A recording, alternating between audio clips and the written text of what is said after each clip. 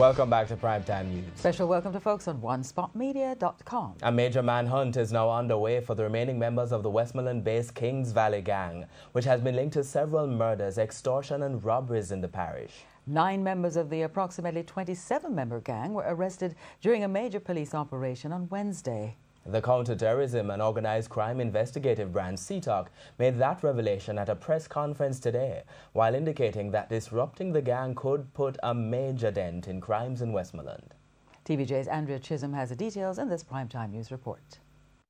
Another major gang bust for the police, this time out west, dethroning 9 members of the Kings Valley gang based in Westmoreland. This gang has been involved in significant murders, extortion, shooting, robberies, and lottery scam. The head of CTOC, ACP Fitzbailey, says some of the gang members were picked up in an operation in Peggy Barry Grange Hill.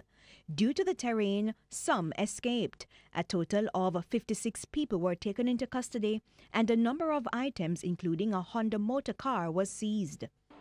A number of cellular phones and tablets were also seized.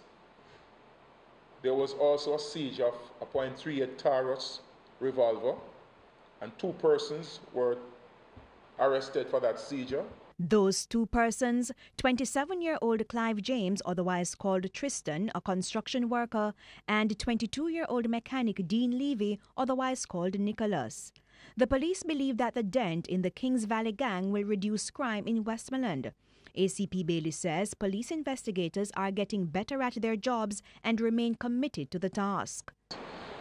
It doesn't matter who you are, whether you're a police, you're a pastor, you're a politician, or just an ordinary citizen. Once we have the evidence, we are going there. We intend, and we are actually stepping up our game.